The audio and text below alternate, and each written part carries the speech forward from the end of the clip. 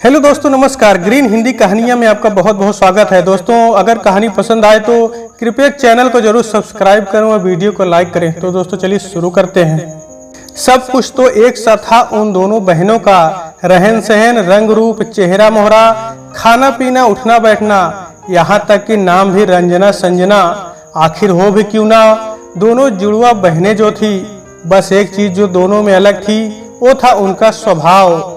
रंजना, जिसे घर में सभी रंजू बुलाते थे, बहुत चुलबुली और हंसमुख लड़की थी। बातें करने लगती तो लगता जैसे सुपरफास्ट बुलेट ट्रेन दौड़ रही हो। किसी स्टेशन पे होल्ड नहीं, चाहे कोई शादी हो चाहे पार्टी, अगर रंजू नहीं तो कोई मजा ही नहीं। डांस से लेकर अरेंजमेंट तक सब में रंजू की भागीदारी होती। वहीं संजू मतलब संजना, उस शर्मीली सी सकुचाई सी अपने आप में सिमटी रहती। कहीं शादी हो या पार्टी, किसी के सामने न आने की जैसे उसने कसम खा रखी हो। जब बोलती तो लगता जैसे फूल खिल रहे हों। और हाँ, सबसे खास बात, संजू गीत बहुत अच्छा गाती थी। उसके कंठ में जैसे स्वयं सरस्वती विराजी हुई थी। टैलेंटेड तो वो भी कम ना थी, पर सबके सामने नहीं आ पाती थी। कुदरत ने सुंदरता देने में भी बिल्कुल कंजूसी नहीं की। दिल खोलकर दोनों बहनों को अपार खूबसूरती दी। दोनों पढ़ाई में हमेशा अव्वल आती। बस उनके माँ पापा को यही चिंता रहती कि संजू तो किसी से मिलती नहीं, बात नहीं करती, इसका फ्यूचर पता नहीं क्या होगा। वक्त बीतता गया, दोनों लड़कियां कॉलेज जाने लगी। अब ये दोनों बड़ी हो चुकी थी, पर स्वभाव आज भी वैसा ही था। कॉलेज की हर प्रतियोगिता में रंजू भाग लेती और संजू वो अपनी बहन को देखकर बहुत खुश होती रहती। एक दिन कॉलेज में एनुअल फंक्शन था, सभी गेस्ट आए हुए थे। वहां रंजू का डांस भी था। रंजू ने डांस करके समा बांध दिया। सब लोग वाहवाही कर उठे। और तभी रंजू ने प्रिंसिपल सर के कान में कुछ कहा। तभी सर ने माइक पर पुकारा, मिस संजना आपके सामने गीत की प्रस्तुति देंगी। हालांकि संजना को पता नहीं था कि उसका नाम सबके सामने पुकारा जाएगा। वह बुरी तरह से घबरा गई। वह दौड़कर रंजू के पास आई।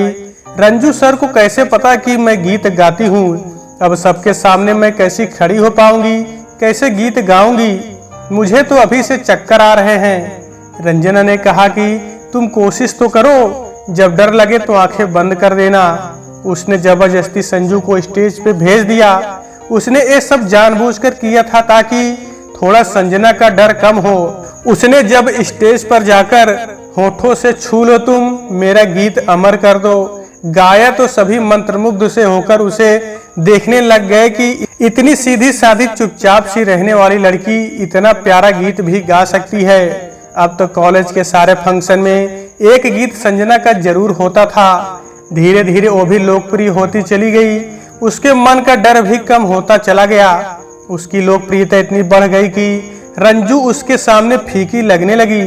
अब हर जगह पर डांस नहीं हो सकता था, पर गाना तो संजना को ही गाना था। रंजू को अब धीरे धीरे संजू से जलन होने लगी। एक बार किसी ने रंजू को कह दिया कि आप बहुत प्यारा गाती हो। इतने में उनके टीचर ने बताया कि नहीं, ये रंजू है, ये नहीं गाती, संजू गाती है, उसकी आवाज बहुत प्यारी है। ये सुनकर रंजू जल भुन गई। उसे संजू की हर चीज से ईर्ष्या होने लगी। चाहे कहीं भी हो, वो संजू को नीचे दिखाने की कोशिश करने लगी। लेकिन जब चंदन घिसता है तो उसकी खुशबू स्वतः ही फैल जाती है। अब संजू पार्टियों और शादियों में भी सबकी फरमाइश पे गाने लगी थी। सब लोग रंजू का डांस भूलकर संजू का गाना सुनने बैठ जाते थे। वक्त यूं ही चलता रहा। आज रंजू को देखने लड़के वाले आ रहे थे। रंजू उत्साहित सी थी। आखिरकार उसे उसकी पसंद का लड़का जो मिल रहा था वो एनआरआई था। अमेरिका में डॉक्टर था। लंबा, छरेरा, गोरा और बहुत खूबसूरत। नाम था अनिकेत। वैसे रंजू संजू भी कम नहीं थी। जब अनिकेत अपने मम्मी पापा के साथ आया तब संजू अपने गाने का हारमोनियम पर रियाज कर रही थी और रंजू खुद को संवारने में लगी थी। अचानक अनिकेत की नजर संजू और उसके गाने पे पड़ी। वो मुग्ध हो गया और संजू का इंतजार करने लगा। तभी रंजू वहां चाय की ट्रे के साथ हाजिर हुई। अनिकेत ने कहा, आपको श्रृंगार की क्या जरूरत, आप तो ऐसे ही इतनी खूबसूरत आवाज की मल्लिका है। रंजू ना समझ पाई कि उसने उसकी आवाज कब सुनी। अभी तक वो कुछ बोली भी नहीं। अनिकेत ने कहा उसे ये रिश्ता मंजूर है। सभी खुश होकर एक दूसरे को बधाई देने लगे। रंजू भी बहुत खुश थी कि अचानक अनिकेत की नजर सामने लगी फोटो फ्रेम पर पड़ी। अनिकेत सोच ही रहा था कि संजू कमरे में आ गई, अपना हारमोनियम जगह पर रख ही रही थी, तो अनिकेत के घर वाले अचंभे से उसे देखने लगे कि बिल्कुल वही चेहरा।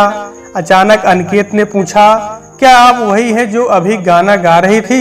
संजू अचानक हुए सवाल से मानो घबरा गई और कहा, जी। यह सुनकर अनिकेत ने सबसे माफी मांगी और कहा, मैं तो इनकी आवाज के जादू में डूब गया था। मुझे नहीं पता था कि ये दोनों जुड़वा बहनें हैं। मैं रंजू से नहीं संजू से शादी करना चाहता हूँ। रंजू ये सुनकर बौखला उठी और बहुत गुस्से से घर से बाहर चली गई।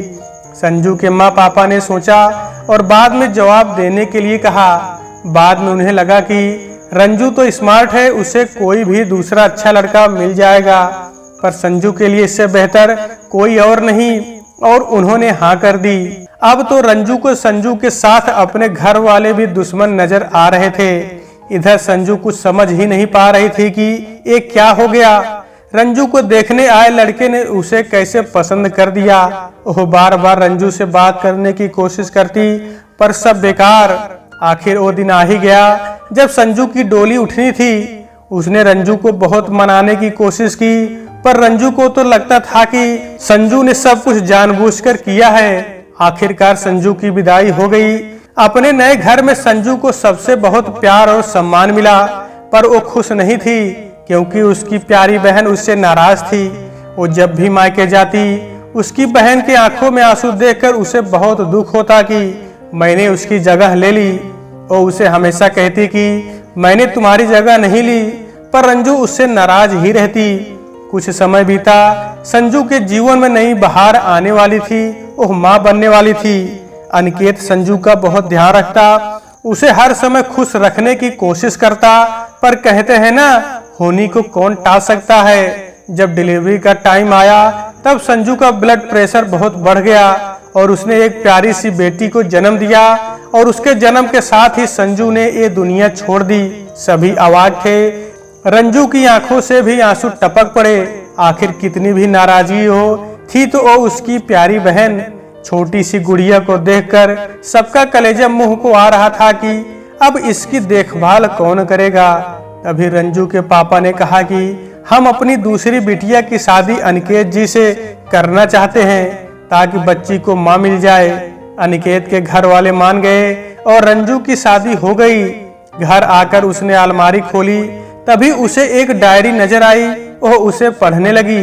उसमें अपने बचपन के सारे किस्से लिखे दिखाई दिए जो दोनों बहनों के साथ बिताए थे, और अंत में लिखा था कि मैंने रंजू की जगह ले ली, मुझे भगवान कभी माफ नहीं कर पाएगा। मैं उसे उसकी जगह फिर से लौटाना चाहती हूँ, पर पता नहीं कैसे।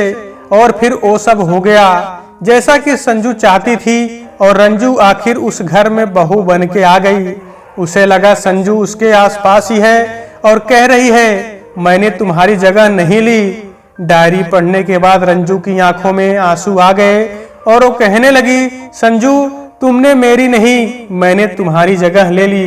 तो दोस्तों, आज के वीडियो में बस इतना ही। अगर कहानी आपको पसंद आए तो कृपया चैनल को जरूर सब्सक्राइब करें और वीडियो को लाइक करें। तो दोस्तों फिर नमस्कार।